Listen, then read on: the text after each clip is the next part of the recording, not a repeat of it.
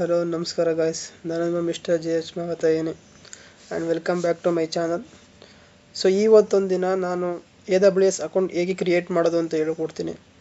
So that ನಮ್ಮ previous video ನೀವು ಏನು ನೋಡಿದ್ದೀರಾ ಲಿನಕ್ಸ್ ಡೇ 1 ಅದರಲ್ಲಿ EC2 ಯೂಸ್ ಮಾಡಿಕೊಂಡು ಲಾಗಿನ್ ಮಾಡೋದು ಕೂಡ ಈ ಒಂದು ವಿಡಿಯೋದಲ್ಲಿ ಹೇಳ್ಕೊಡ್ತೇನೆ. ಸೊ AWS ಅಕೌಂಟ್ ಕ್ರಿಯೇಟ್ ಮಾಡೋದು ಕಲ್ತ್ಕೋತೀರಾ ಆ್ಯಂಡ್ ಹೇಗೆ ಈ AWS ಇಲ್ಲಿರುವಂಥ EC2 ಯೂಸರ್ನ ಯೂಸ್ ಮಾಡಿಕೊಂಡು EC2 ಸರ್ವಿಸ್ನ ಯೂಸ್ ಮಾಡಿಕೊಂಡು ಲಿನಕ್ಸ್ಗೆ ಹೇಗೆ ಲಾಗಿನ್ ಆಗೋದು, ಲೈಕ್ ಟರ್ಮಿನಲಲ್ಲಿ ಹೇಗೆ ಲಾಗಿನ್ ಆಗೋದು ಅಂತಲೂ ಹೇಳ್ಕೊಡ್ತೀನಿ. ಸೊ ಬನ್ನಿ ಈ ಒಂದು ವಿಡಿಯೋನ ಸ್ಟಾರ್ಟ್ ಮಾಡೋಣ. ಫಸ್ಟ್ ನೀವು ಕ್ರೋಮ್ ಹೋಗ್ತೀರಾ. ಕ್ರೋಮ್ನಲ್ಲಿ AWS.amazon.com ಅಂತ ಡೈರೆಕ್ಟಾಗಿ ಬರುತ್ತೆ. ಒಂದು ಸರ್ಚ್ ಮಾಡ್ತೀರಾ. ಸರ್ಚ್ ಮಾಡಿದಾದಮೇಲೆ ಡೈರೆಕ್ಟಾಗಿ ಆ ಒಂದು ವೆಬ್ಸೈಟ್ಗೆ ಹೋದರೆ ಈ ಥರ ಒಂದು ಇಂಟರ್ಫೇಸ್ ಬರುತ್ತೆ. ಈ ಒಂದು ಇಂಟರ್ಫೇಸಲ್ಲಿ ಕ್ರಿಯೇಟ್ ಆ್ಯನ್ ಅಕೌಂಟ್ ಅಂತ ಕೊಡ್ತೀರಾ. ಅದ್ರದ್ದು UI ಹೀಗಿರುತ್ತೆ ಇಂಟರ್ಫೇಸು. ನೀವು ಆಲ್ರೆಡಿ ಏನು ಅಕೌಂಟ್ ಇದ್ದರೆ ಇಲ್ಲಿ ಜಿಮೇಲ್ ಐ ಡಿ ಹಾಕಿ ಪಾಸ್ವರ್ಡ್ ಹಾಕಿ ಡೈರೆಕ್ಟಾಗಿ ನೀವು ಕನ್ಸೋಲ್ಗೆ ಎಂಟ್ರಿ ಆಗ್ಬೋದು. ಸೊ ನೀವು AWSಗೆ ಹೊಸ್ದಾಗಿ ಇದ್ದೀರಾ ಅಲ್ವಾ, ಸೊ ದಟ್ ನೀವು ಇಲ್ಲಿ ನ್ಯೂ ಟು AWS ಅಂತ ಕೊಟ್ಟು ಸೈನ್ ಅಪ್ ಮಾಡಬೇಕು ಅಂತಂದರೆ ಈ ಒಂದು ವಿಂಡೋಗೆ ಬರುತ್ತೆ. ಇಲ್ಲಿಂದ ನಿಮ್ಮ ಪ್ರೋಸೆಸ್ ಸ್ಟಾರ್ಟ್ ಆಗುತ್ತೆ AWS ಅಕೌಂಟ್ ಕ್ರಿಯೇಟ್ ಮಾಡಲಿಕ್ಕೆ. ಫ್ರೀ ಟೈರ್ ಅಕೌಂಟ್ ಕ್ರಿಯೇಟ್ ಮಾಡಬೇಕು ಅಂತಂದರೆ ರೂಟ್ ಯೂಸರ್ ಆಗಿ ಕ್ರಿಯೇಟ್ ಮಾಡ್ತೀರಾ. ಸೊ ರೂಟ್ ಯೂಸರ್ಗೆ ನಿಮ್ಮ ಜಿಮೇಲ್ ಐ ಡಿ ಕೊಡ್ತೀರಾ. ಜಿಮೇಲ್ ಐ ಡಿ ಕೊಟ್ಟು ವೆರಿಫೈ ಮಾಡಿ ನಂತರ ನೆಕ್ಸ್ಟ್ ಸ್ಟೆಪ್ ಏನಿದೆ ಅಂತ ತೋರಿಸ್ತೀನಿ. ಫಸ್ಟು ನಿಮ್ಮ ಜಿಮೇಲ್ ಅಡ್ರೆಸ್ ಕೇಳ್ತಿದೆ.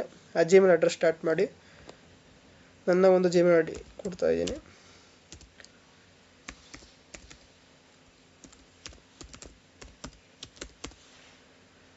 ನನ್ನ ಒಂದು ಜಿಮೇಲ್ ಐ ಡಿ ಜೊತೆಗೆ ನನ್ನ ಒಂದು ಜಿಮೇಲ್ ಐ ಡಿ ಅಕೌಂಟ್ಗೆ ಯಾವ ಥರ ನೇಮ್ ಕೊಡಬೇಕು ಅಂತಿದ್ದೀರಾ ಆ ನೇಮ್ನ ಕೊಡಿ. ವೆರಿಫೈ ಅಡ್ರೆಸ್ ಮೇಲೆ ಕ್ಲಿಕ್ ಮಾಡಿದ ತಕ್ಷಣ ನಿಮ್ಮ ಒಂದು ಜಿಮೇಲ್ಗೆ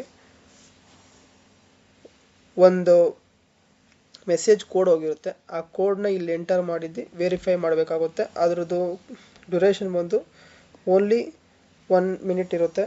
ಸೊ ದಟ್ ಆ ಒಂದು ಡ್ಯೂರೇಷನ್ ಒಳಗಡೆ ನಿಮ್ಮ ಒಂದು ಕೋಡ್ನ ಎಂಟರ್ ಮಾಡಬೇಕಾಗುತ್ತೆ.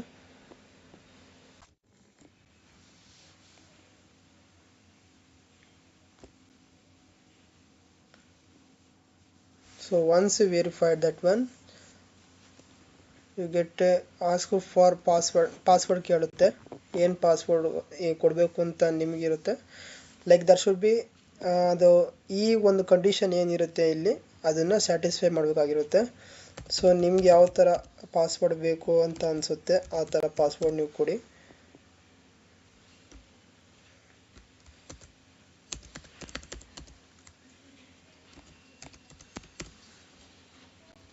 ಆ್ಯಂಡ್ ಅಗೇನ್ ಇನ್ನೊಂದು ಸಲ ವಾಪಸ್ ಕೊಡಬೇಕಾಗುತ್ತೆ ಕನ್ಫರ್ಮೇಷನ್ಗೋಸ್ಕರ. ಫಸ್ಟ್ ಸ್ಟೆಪ್ ಕಂಟಿನ್ಯೂ ಆದ ನಂತರ ಸೆಕೆಂಡ್ ಸ್ಟೆಪ್ ಏನಿರುತ್ತೆ ಅಂದರೆ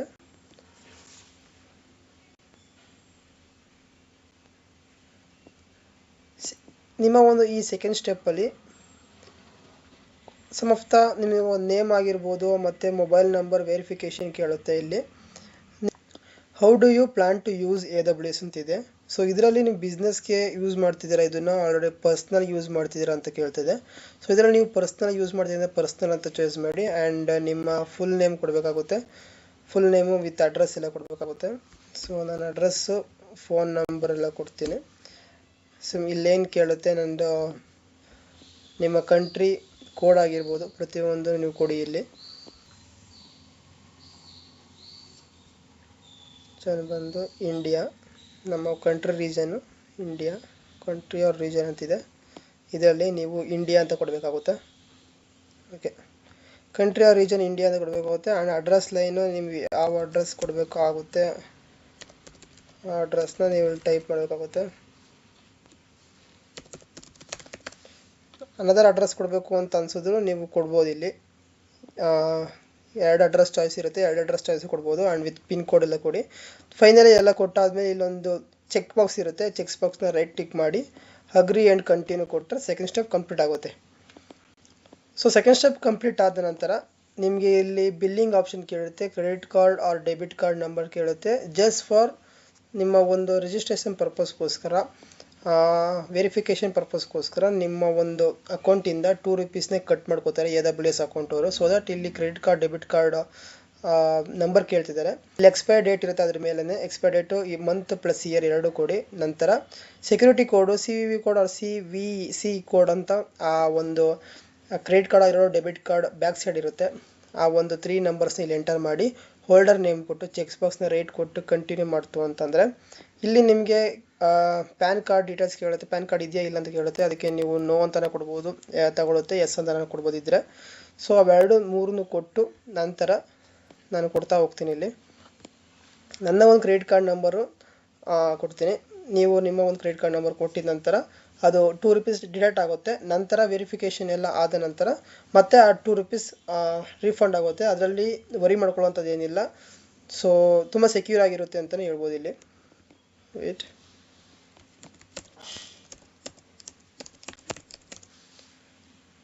ಆ್ಯಂಡ್ ಎಕ್ಸ್ಪೈರಿ ಡೇಟ್ ಎಲ್ಲ ಕೊಡ್ತೀನಿ.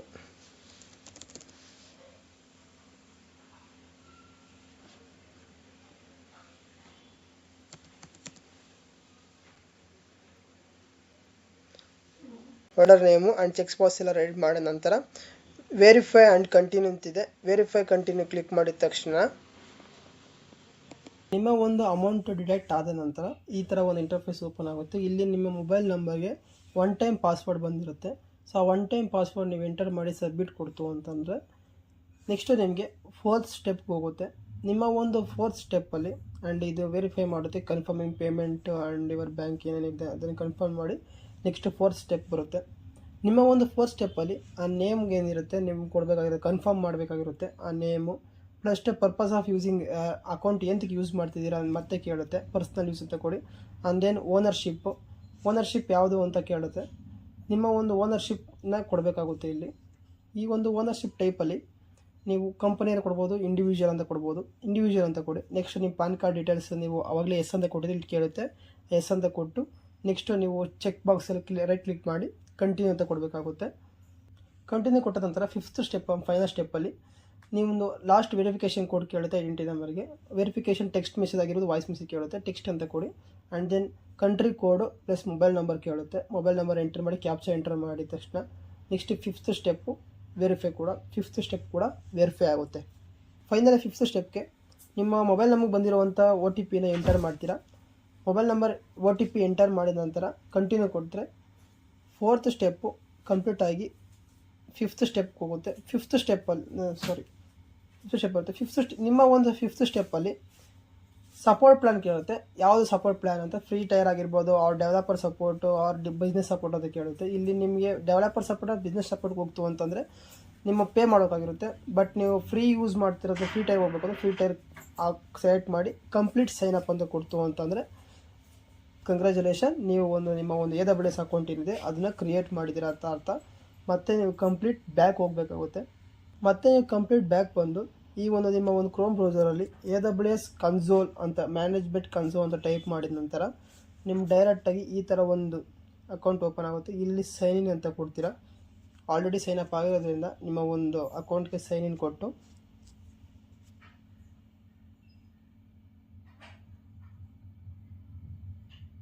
ಡೈರೆಕ್ಟಾಗಿ ತೊಗೊಂಡಿದ್ದೀನಿ ಒಂದು ವೆಯ್ಟ್.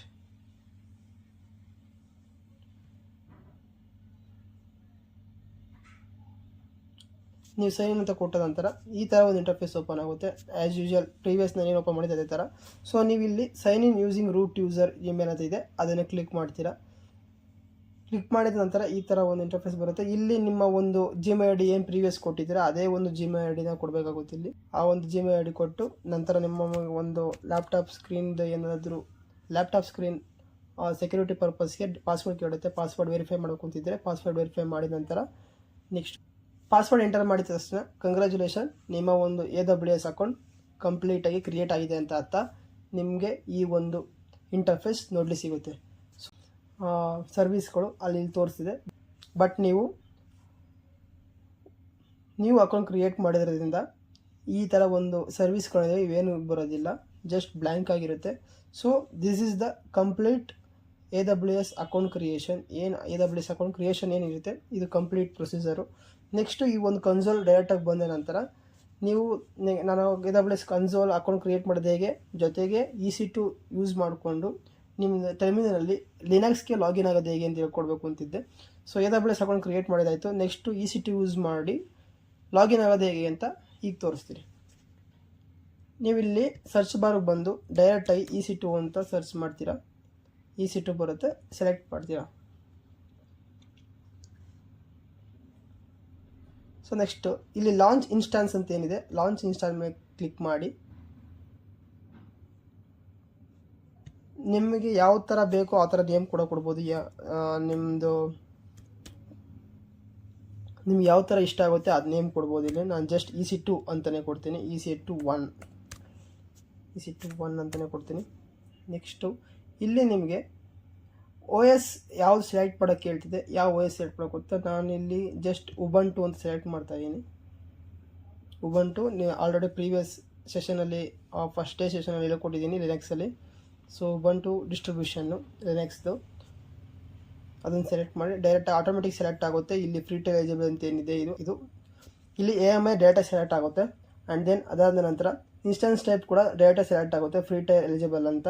ಇನ್ ಕೇಸ್ ಇದು ಸೆಲೆಕ್ಟ್ ಆಗಿಲ್ಲ ಅಂತಂದರೆ ನೀವು ಇಲ್ಲಿ ಕ್ಲಿಕ್ ಮಾಡಿ ನಿಮ್ಮ ಒಂದು ಫ್ರೀ ಟೈರ್ ಅಕೌಂಟಲ್ಲಿ ಯಾವುದು ಸೆಲೆಕ್ಟ್ ಆಗಬೇಕು ಅದನ್ನು ಫ್ರೀ ಟೈರ್ ಎಲಿಜಿಬಲ್ ಅಂತಲೇ ಇರುತ್ತೆ, ಅದನ್ನು ಸೆಲೆಕ್ಟ್ ಮಾಡಿ ಹಾಕ್ಬೋದು. ಬೇರೆದೆಲ್ಲ ನಿಮಗೆ ಏನಿದೆ ಇದು ಚಾರ್ಜಸ್ ಇರುತ್ತೆ. ಇದಕ್ಕೆ ಫ್ರೀ ಟೈರ್ ಅಂತ ಏನಿದೆ ಫ್ರೀ ಟೈರ್ಗೆ ಮಾತ್ರ ಫ್ರೀ ಮಾತ್ರ ಇರುತ್ತೆ. ಇಲ್ಲಿ ನೀವು ಕೀಪರ್ನ ಸೆಲೆಕ್ಟ್ ಮಾಡೋಕ್ಕೆ ಹೋಗುತ್ತೆ. ನಾನು ಆಲ್ರೆಡಿ ಕೀಪರ್ಸ್ ಕ್ರಿಯೇಟ್ ಮಾಡಿದ್ದೀನಿ, ಸೊ ದಟ್ ನಮಗೆ ಇಲ್ಲಿ ತೋರಿಸಿದೆ. ಕೀಪೇರ್ನ ನೀವು ಹೊಸ ಕ್ರಿಯೇಟ್ ಮಾಡೋಕೆ ಇಲ್ಲಿ ಕ್ರಿಯೇಟ್ ಕೀಪೇರ್ ಅಂತ ಸೈಡಲ್ಲೇ ಒಂದಿದೆ. ಆ ಒಂದು ಕ್ರಿಯೇಟ್ ಕೀಪೇರ್ನ ಸೆಲೆಕ್ಟ್ ಮಾಡ್ತು ಅಂತಂದರೆ ಕೀಪೇರ್ ನೇಮ್ ಕೊಡ್ತೀರಾ. ಕೀಪೇರ್ ನೇಮ್ಗೆ ಕೀ ಪೇರ್ ಅಂತಲೇ ನಾನು ಕೊಡ್ತೀನಿ, ಮೆನ್ಷನ್ ಮಾಡ್ತೀನಿ. ಕೀಪೇರ್ ಇಲ್ಲೇನು ಚೇಂಜಸ್ ಇಲ್ಲ, ಡೈರೆಕ್ಟ್ ನೀವು ಕ್ರಿಯೇಟ್ ಕೀಪೇರ್ ಅಂತ ಕೊಡ್ತು ಅಂತ ನಿಮ್ಮ ಕೀಪೇರು ಕ್ರಿಯೇಟ್ ಆಗಿ ಡೌನ್ಲೋಡಲ್ಲಿ ಇಲ್ಲಿರುತ್ತೆ, ಡೌನ್ಲೋಡ್ಸ್ಗೆ ಹೋಗಿರುತ್ತೆ. ಆರ್ ನಿಮ್ಮ ಯಾವ ಫೈಲ್ಗೆ ಹೋಗಿದೆ ಅನ್ನೋದನ್ನು ಈ ಒಂದು ಡೌನ್ಲೋಡ್ಸ್ ಸೆಕ್ಷನ್ ಬಂದು ನಿಮ್ಮ ಒಂದು ಕೀಪೇರ್ ಎಲ್ಲಿ ಪೆಮ್ ಫೈಲ್ ಎಲ್ಲಿ ಸೇವ್ ಆಗಿದೆ ಅನ್ನೋದನ್ನು ನೀವು ನೋಡ್ಕೋಬೋದು. ನನ್ನ ಒಂದು ಕೀಪೇರ್ ಡೌನ್ಲೋಡ್ಸ್ ಇದರಲ್ಲಿ ಸೇವ್ ಆಗಿರುತ್ತೆ. ನೆಕ್ಸ್ಟ್ ನೆಟ್ವರ್ಕ್ ಸೆಟ್ಟಿಂಗ್ ಇದೇದ್ರ ಬಗ್ಗೆ ವರಿ ಮಾಡ್ಕೋಬೇಕಾಗಿಲ್ಲ. ಇದು ಆ್ಯಸ್ ಇಟ್ ಈಸ್ ಏನಿದೆ ಅದಾಗೇ ಇರಲಿ, ಮತ್ತೇನು ಚೇಂಜಸ್ ಇಲ್ಲ. ಡೈರೆಕ್ಟಾಗಿ ನೀವು ಲಾಂಚ್ ಇನ್ಸ್ಟಾನ್ಸ್ ಅಂತ ಕೊಡ್ತು ಅಂತಂದರೆ ನಿಮ್ಮ ಒಂದು EC2 ಇನ್ಸ್ಟಾನ್ಸ್ ಲಾಂಚ್ ಆಗುತ್ತೆ.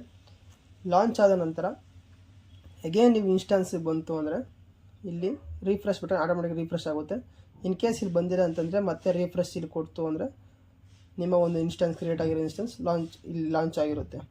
ಸೊ ನೀವು ಡೈರೆಕ್ಟಾಗಿ ಕನೆಕ್ಟ್ ಮಾಡಬೇಕು. ಸೊ ಇಲ್ಲಿ ಚೆಕ್ ಬಾಕ್ಸಲ್ಲಿ ರೈಟಿಗೆ ಕೊಟ್ಟು ಇಲ್ಲಿ ಕನೆಕ್ಟ್ ಅಂತ ಏನಿದೆ ಕನೆಕ್ಟ್ ಮೇಲೆ ಕ್ಲಿಕ್ ಮಾಡ್ತೀರಾ. ಕ್ಲಿಕ್ ಮಾಡಿ ಎಕ್ಸಾಂಪಲ್ ಅಂತ ಏನಿದೆ ಈ ಎಕ್ಸಾಂಪಲ್ ಆಗಿ ಕಾಪಿ ಮಾಡ್ಕೊಳ್ಳಿ.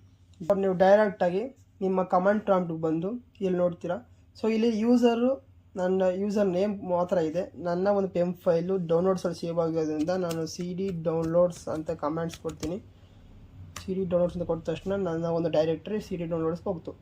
ಇಲ್ಲಿ ನೀವು ಕಾಪಿ ಮಾಡಿರುವಂಥ ಒಂದು ಏನು ಕಮೆಂಟ್ಸ್ ಇರುತ್ತೆ ಅದನ್ನು ಇಲ್ಲಿ ಎಂಟರ್ ಮಾಡಿದ ತಕ್ಷಣ ನೀವು ನೋಡ್ಬೋದು ನಿಮ್ಮ ಒಂದು ಟರ್ಮಿನಲಲ್ಲಿ ಕಮಾಂಡ್ ಪ್ರಾಂಪ್ಟ್ ಟರ್ಮಿನಲಲ್ಲಿ ನಮ್ಮ ಲಿನಕ್ಸ್ ಟರ್ಮಿನಲ್ ಲಿನಕ್ಸ್ ಕಮೆಂಟ್ಸ್ನ ಟೈಪ್ ಮಾಡಲಿಕ್ಕೆ EC2 ಯೂಸರ್ನ ಲಾಗಿನ್ ಮಾಡಿದ್ದೀವಿ.